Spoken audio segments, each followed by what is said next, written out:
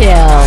Along with my sense of time and I'm not alright. Feel trapped in my mind, I can't escape.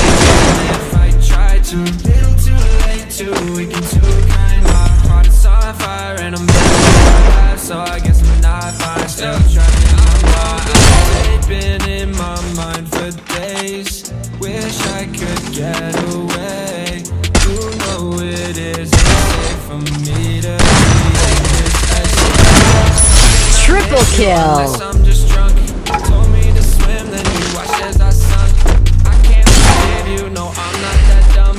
Paranoid, I gotta prove I cannot breathe through toxic skies. You pollute me with your lies. Thought I'd die along with my sense of time. I'm not alright. Feel trapped in my mind, I can't escape even if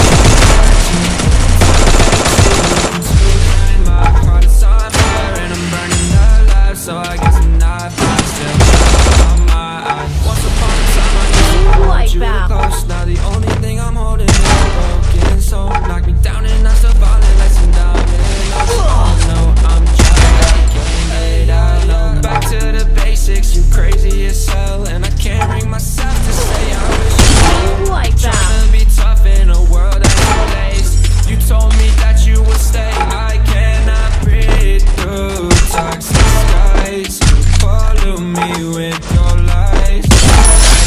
Rampage. Time and I'm not alright. Feel trapped in my mind. I can't escape even if I try to. It's on fire and I'm burning alive, so I guess I'm not fine. Still trapped in my singing. Why? You are every time. Unstoppable. I die alone. Like bye, baby, baby, bye, bye. Gotta move on with my life. Gonna try. Don't you give me in the night. I'm probably home crying. Don't you know that I'm still trapped in my mind? I cannot breathe through toxic skies. You pollute me with your lies. Thought I'd die along with my sense of time and I'm not alright. I can't escape even if I try to. Little too late to weaken too kind. My heart is on fire and I'm burning out. I'm still trapped in my mind. Can't breathe in toxic skies.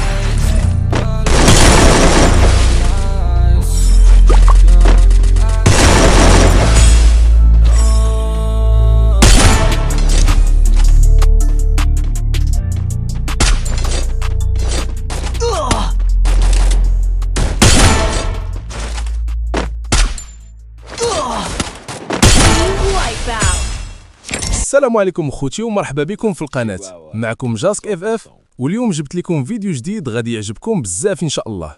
وقبل ما نبدا الفيديو ما تنساوش ديروا الاشتراك في القناة وتفعلوا الجرس باش يوصلكم كل فيديو جديد كننزلو، وحيث الدعم ديالكم هو اللي كيعطيني الحماس نكمل ونقدم لكم محتوى اقوى. يلا خوتي نخليكم دابا مع الشرح. اليوم جبت لكم واحد الموضوع مهم بزاف لاي واحد باغي يطور اللايم ديالو في فري فاير ويولي يدير هيد شوت بسهوله وبثقه. بزاف ديال اللاعبين كيكون عندهم مشكل في اللايم، كيطلقوا مزيان ولكن الطلقات كتمشي غير في الصدر او الجسم، والسبب الكبير في هذا الشيء هو الحساسيه.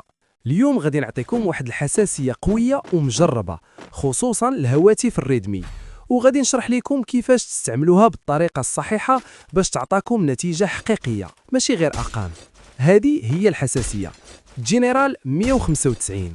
هذا الرقم عالي وكيعطيك سرعه كبيره في الحركه ديال الكاميرا خصوصا في المواجهات القريبه، يعني الا شفت شي عدو قدامك تقدر تطلع لايم ديالك بسرعه كبيره للراس بلا ما تبقى تحرك بزاف. ثاني حاجه النقطه الحمراء 180، هذه مهمه بزاف حيت هي اللي كتستعملها في معظم القتالات. هاد القيمه متوازنه ماشي طايره بزاف باش ما يهربش اللايم، وفي نفس الوقت سريعه باش دير الهيد شوت بجره واحده. ثالث حاجه سكوب 2 اكس ب 185. هاد السكوب كيستعملوه بزاف في اللعب المتوسط، يعني لا قريب لا بعيد، وهاد الحساسيه كتعطيك واحد التوازن زوين بين السرعه والدقه، تقدر تحرك لاين بسهوله ولكن تبقى مسيطر عليه. رابع حاجه سكوب 4 اكس ب 175. نقصناه شويه على الباقي، حيت في المسافات البعيده خاصك تحكم اكثر وماشي سرعه كبيره باش تبقى تضرب بدقه وما يطلعش اللايم فوق الراس. ودابا نجيو للحاجه المهمه اللي بزاف ديال الناس ما كيركزش عليها، وهي دي بي اي 640. هذا الاعداد كيزيد سرعه استجابه الشاشه ديالك، يعني اي حركه صغيره كديرها بايدك كيتفاعل معها الهاتف بسرعه، وهذا الشيء كيعاون بزاف في الهيد شوت. ولكن هنا خاصك تفهم واحد الحاجه مهمه، الا كان دي بي اي طالع والحساسيه طالعين خاصك تكون خفيف في الايد ديالك، حيت الا جريتي بقوه اللايم غادي يطلع فوق الراس وتضيع الفرصه. دابا كيفاش تستعمل هذه الحساسيه بطريقه صحيحه؟ اول حاجه خاصك دير جره خفيفه للفوق ماشي قويه. ثاني حاجه حاول تخلي ايدك مرتاحه وما تكونش مشدوده. ثالث حاجه ما تحاولش دير الهيد شوت بسرعه كبيره في الاول، خليه يجي بالتدريج حتى تولفو. رابع حاجه تمرن في ترينينغ جراوند قبل ما تدخل الرانك. مثلا ملي كتكون مقابل شي لاعب ما تحاولش غير تضغط وتطلق وخلاص، خلي اللايم ديالك في مستوى الصدر ومن بعد دير جره خفيفه للفوق، وغادي تشوف كيفاش الطلقه كتصعد مباشره للراس. دابا غادي نعطيكم واحد التحدي بسيط، جربوا هذه الحساسيه في ترينين لمده 10 حتى ل 15 دقيقه، ركزوا غير على الجره الخفيفه والتحكم، ومن بعد دخلوا مباراه كلاسيك وغادي تلاحظوا الفرق براسكم. اللايم ولا سريع، التحكم حسن، الهيد شوت ولا كيدار بسهوله. ومهم بزاف تصبروا على الحساسيه، ما تبدلوهاش من نهار لنهار، حيت اللعب بالعضلات ديال الايد كيتعلم مع الوقت، وكل ما بديتي كتبدل الحساسيه كترجع من الصفر. وفي الاخير نقدر نقول لكم باللي هاد الحساسيه الا خدمتوا بها مزيان واختدتوا النصائح تقدر تبدل المستوى ديالكم كامل وتولي تضرب هيد شوت بثقه كبيره. جربها وقول لي النتيجه ديالك، وغادي نفرح بزاف نشوفكم كتطوروا في المستوى.